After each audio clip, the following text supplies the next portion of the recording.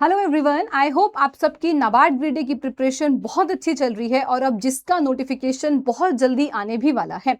अगर आप इस एग्जाम के लिए प्रिपेयर कर रहे हैं और कुछ अगर हम लोग इंपॉर्टेंट टॉपिक्स देखें, ESI and ARD one of the two most scoring topic जिसमें से बिल्कुल, और इसी के साथ साथ अगर हम फेज 1 और फेज 2 में बात करें, बाकी जो सब्जेक्ट्स हैं वो तो हमें करने ही हैं, लेकिन अगर हम अपने ईएसआई एंड एआरडी जहां से आपके फेज 1 में 40 क्वेश्चन आएंगे और उसके फेज 2 में descriptive question as well as objective, हमें ये सब करने हैं। तो आज के सेशन में I welcome all of you.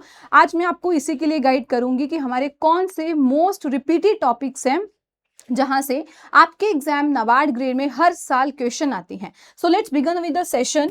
सबसे पहले अगर हम बात करें तो देखिए, नाबार्ड के एग्जाम की अगर हम बात करते हैं, ग्रेड ए एग्जाम के कुछ पिलर्स हैं। पिलर यानी कि जो आपके रिपीटेड टॉपिक्स अगर हम देखें और कुछ इंपॉर्टेंट आपके सब्जेक्ट्स कौन से हैं। हम ये नहीं कहूंगी कि 8 में से कोई ना कोई इंपॉर्टेंट बिल्कुल भी नहीं है, लेकिन अगर हम वो 2 टॉपिक आइडेंटिफाई करते हैं, ईएसआई एंड एआरडी, हम उनके बारे में बात करेंगे कि एग्रीकल्चर एंड रूरल डेवलपमेंट और इकोनॉमिक एंड सोशल इश्यूज में से कौन से आपके टॉपिक्स इंपॉर्टेंट हैं। तो बिल्कुल हमारे पास ईएसआई एक इंपॉर्टेंट सब्जेक्ट है, एआरडी है, इसमें आपके जो बाकी बचे क्वालिफाइंग सब्जेक्ट्स हैं ये भी कवर करने हैं एंड डिस्क्रिप्टिव की तैयारी भी हमें करनी है। अब इस तैयारी को और मजबूत बनाने के लिए सबसे पहले I will be talking about ARD, agriculture and rural development. इस सब्जेक्ट को हम थोड़ा डीपली, थोड़ा ध्यान से समझते हैं। जब हम लोग एआरडी सब्जेक्ट की बात करेंगे तो देखिए, आपने पेपर एनालाइज किया होगा, ईएसआई और एआरडी दोनों का जो पेपर आस्किंग फीचर है ना वो अलग है। ऐसा क्यों? क्योंकि एआरडी में जो मैक्सिमम क्वेश्चंस हैं, यानी कि तकरीबन अगर आप 80% वेटेज कहोगे, वो आपके स्टैटिक पार्ट की है। स्टैटिक का मतलब कि जो आपका जैसे बोटानिकल नेम, फैमिली, जो रटा रटाया पार्ट है जो आपकी बुक्स में है, वहां से क्वेश्चन पूछा जाता है। और अगर हम रेशो की बात करते हैं, करंट अफेयर स्कीम्स के बारे में, वो लगभग 20% जो है हमारे पास यहां से पोर्शन आता है। ये अगर हम एआरडी वेटेज की बात करते हैं।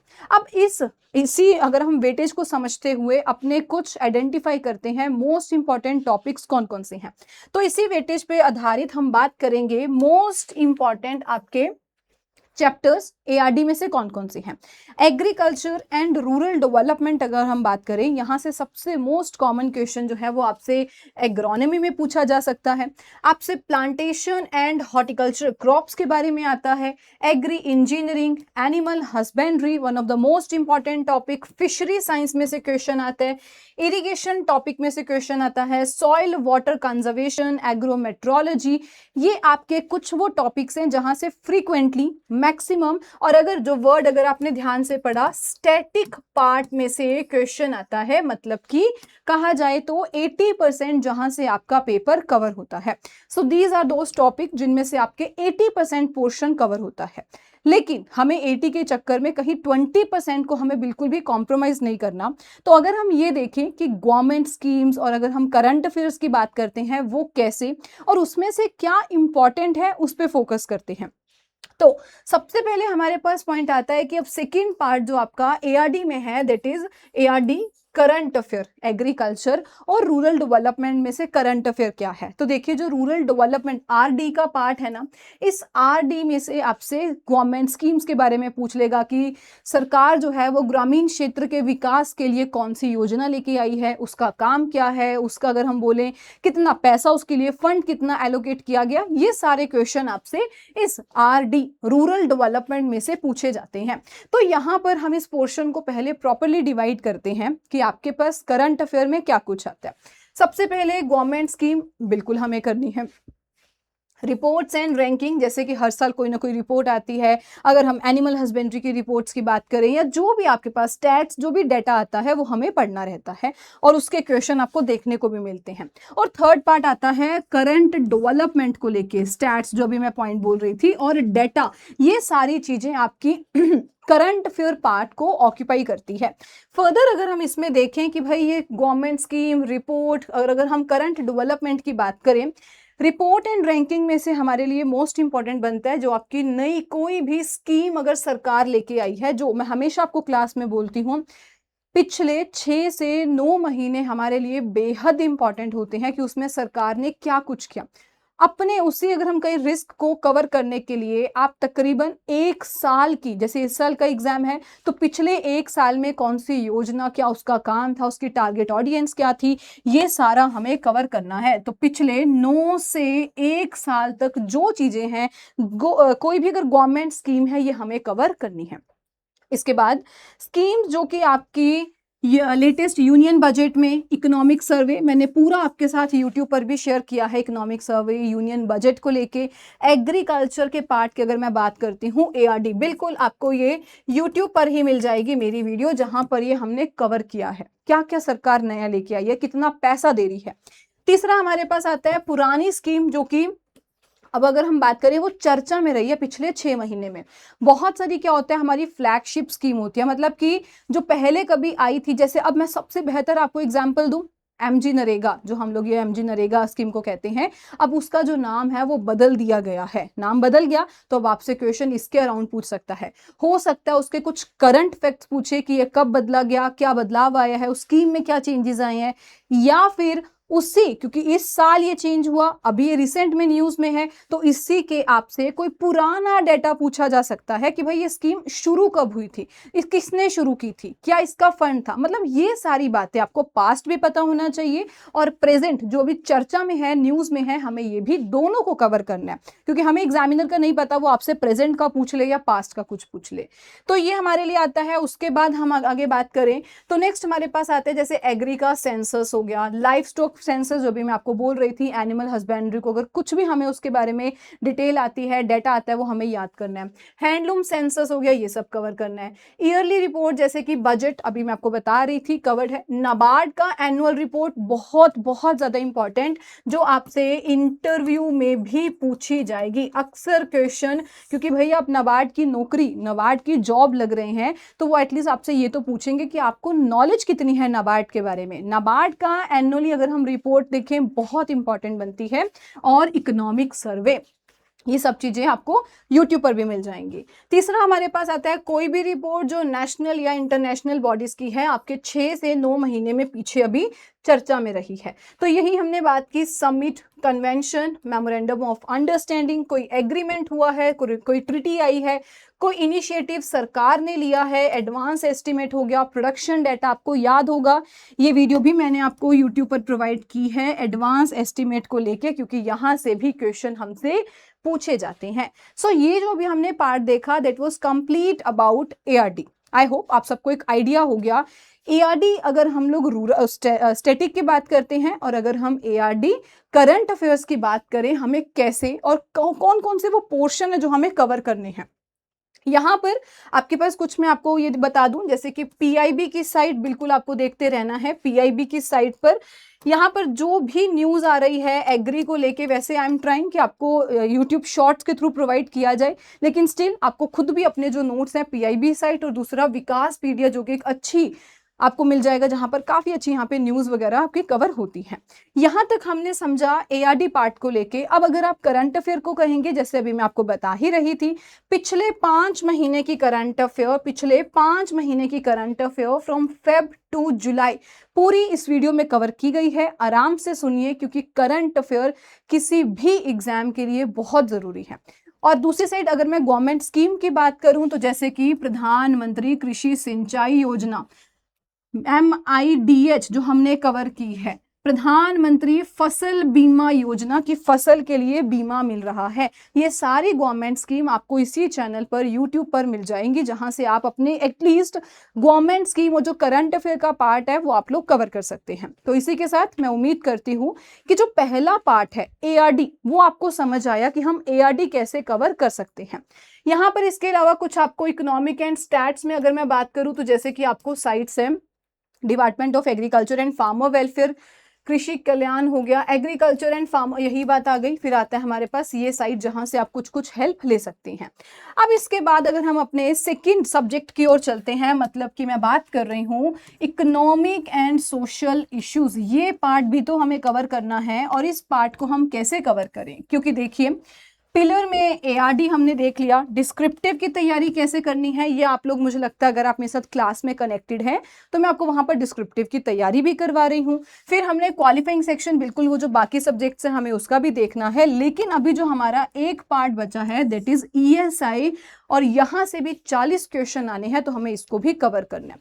हम इसकी अगर बात करते हैं ईएसआई को लेके तो सबसे पहले स्टैटिक। अच्छा, अब यहाँ पर स्टार्टिंग में मैंने बात की थी कि ईएसआई, इकोनॉमिक सोशल इश्यूज, और एआरडी दोनों they are just the opposite. ऐसा क्यों? क्योंकि देखो, एग्रीकल्चर और रूरल डेवलपमेंट में से ज्यादा जो आपसे पोर्शन पूछा जाता है, क्वेश्चन आते हैं, वो ज्यादा आते हैं स्टैटिक के। रटा रटाया जो पार्ट है वो पूछा जाएगा, इसका नाम क्या है, इसका बोटेनिकल नेम क्या है, इसका साइंटिफिक नेम क्या है, ये सारी बातें ज्यादा आती हैं। और उसमें जो करंट अफेयर का पार्ट था दैट वाज अराउंड 20%। लेकिन ईएसआई में वही पोर्शन आप लोगों का हो जाता है उल्ट। ऐसा क्यों? क्योंकि इसमें तकरीबन 20-30% आपसे स्टैटिक के क्वेश्चन आते हैं, मतलब जो चैप्टर्स आपके लिखे हुए हैं, और इसमें से जो मैक्सिमम क्वेश्चंस हैं वो आपसे पूछे जाते हैं करंट अफेयर के। क्योंकि इकोनॉमिक और सोशल इश्यूज की अगर बात करोगे तो सरकार हर टाइम कुछ ना कुछ ला रही है। जैसे अभी ये जो हमारे वेंडर्स होते हैं उनके लिए कुछ लाई थी, तो ऐसे ढेर सारी योजनाएं जो सरकार लाती है हमारे भले के लिए, अगर मैं कहूँ इकोनॉमिक पैसे वाइज, और जो आपके सोशल इश्यूज को रेज करती है, और उसके लिए कुछ ना कुछ सरकार लाती है। यहां से इस सब्जेक्ट से जो आपके टॉपिक्स हैं, यानी कि अगर मैं बोलूं तो इसमें स्टैटिक में से बिल्कुल ऑपोजिट हो जाएगा। इसमें स्टैटिक में हम कहेंगे 20 से 25% या 30%, और इसमें जो रेस्ट सारा पोर्शन है वो आपसे current schemes, current affairs, reports, इन सब में से क्वेश्चन पूछे जाते हैं। तो थोड़ा देख लेते हैं कि भाई इस सब्जेक्ट को, पहली बात इसके स्टैटिक पोर्शन क्या है, देन जो बचा पार्ट है हम कैसे कवर कर सकते हैं। यहां पर let's begin with ESI static. यहां पर अगर हम बात करें, ग्रोथ डेवलपमेंट आपका चैप्टर, सस्टेनेबल डेवलपमेंट आपका चैप्टर है, poverty alleviation and employment generation, रोजगार कैसे हम क्रिएट करें, इन्फ्लेशन जो आपकी महंगाई बढ़ रही है, ये सारे आपके चैप्टर हैं, balance of payment, monetary policy and fiscal policy, ये आपके कुछ इंपॉर्टेंट टॉपिक्स आते हैं स्टैटिक के।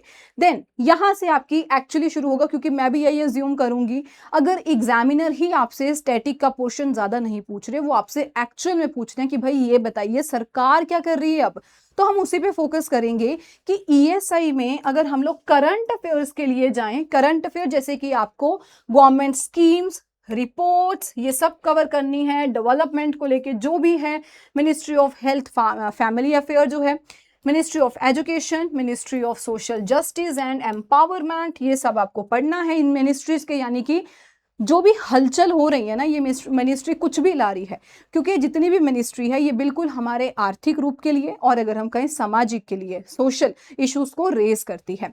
यहाँ पर जैसे कि ट्राइबल अफेयर, तो ट्राइबल लोगों के लिए कुछ ना कुछ लेके आ रही है, उनको कैसे हम बढ़ा सकते हैं, उनको रोजगार कैसे प्रोवाइड करें, ये सारी बातें करेंगे। चाइल्ड एंड विमेन डेवलपमेंट, बिल्कुल ये भी हमारा एक सोशल इश्यूज है कि उनको दबाया जाता था, अब उनके लिए सरकार क्या क्या कर रही है, कैसे उनको आगे प्रमोट कर रही है, ये सारी बातें। हाउसिंग एंड अर्बन अफेयर, ये सारे आपके वो टॉपिक्स हैं जो आपको बिल्कुल इन मिनिस्ट्री के साथ, यानी कि कुछ भी अगर नया आ रहा है तो आपको पता रहना चाहिए। इसके अलावा जैसे कि गवर्नमेंट स्कीम होगी रिलेटेड टू यही सारी ministries, ministry of finance, labour and employment, environment, forest और क्लाइमेट चेंज, ये सारी मिनिस्ट्रीज आपको बढ़िया तरीके से कवर करनी है। Ministry of Jal Shakti, small enterprises, medium and micro, तो ministry of micro, medium, small enterprises, skill development and entrepreneurship, ministry of, ये हमने देख लिया पीछे, इन्वायरमेंट एंड क्लाइमेट चेंज, ये सारी मिनिस्ट्रीज जो हैं आपको बहुत अच्छे तरीके से कवर करनी है। इसके रिलेटेड अगर आपको पीआईबी साइट, वो तो बिल्कुल भी नहीं भूलना उसको, तो पीआईबी पे, प्रेस इंफॉर्मेशन ब्यूरो, इस साइट पर, क्योंकि ये सरकार अपना है उनकी, वो खुद अपना बारे में बताती है कि हमने ये किया है, और वो यहाँ पर आपको यहाँ पर पढ़ने को मिलता है। तो इस साइट पर तो जो आ रहा है मैं तो उसको कहूंगी घोल के पीना है हमें, क्योंकि ये साइट हमारे एग्जाम के लिए बेहद इंपॉर्टेंट है। आई बिलीव इस वीडियो में आपको पहले एआरडी का पता लगा, स्टैटिक एंड करंट कैसे कवर करना है, एंड अब हमने एआरडी सॉरी ईएसआई, स्टैटिक और करंट अफेयर की बात की।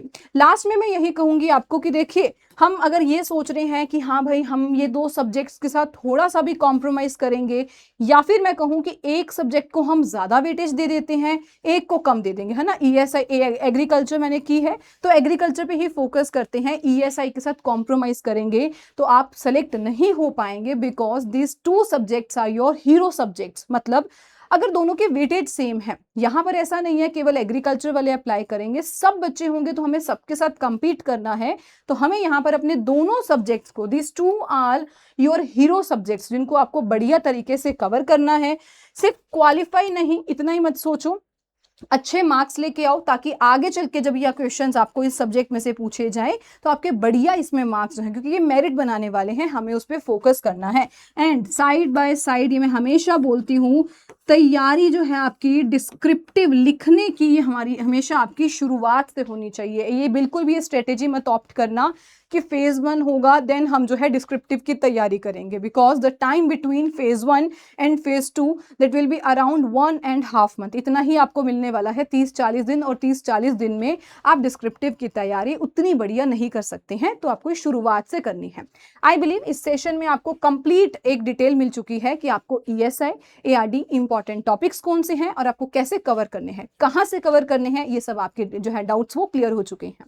इसके अलावा अगर आपको कोई डाउट हुआ तो बिल्कुल you can connect me on your Telegram channel Shagun ma'am PW, यहाँ पर आप मेरे साथ कनेक्ट कर सकते हैं और डिस्कशन ग्रुप को ज्वाइन करके अगर आपका कोई डाउट होता है आप बिल्कुल वहां पर पूछ सकते हैं। इसी के साथ मैं अपना सेशन वाइंड अप करती हूँ और हम मिलेंगे बहुत जल्दी किसी और सेशन में। तब तक ध्यान रखिए और अगर कोई दिक्कत परेशानी हो बिल्कुल आप लोग पूछ सकते हैं। Thank you so much everyone, take care, bye bye.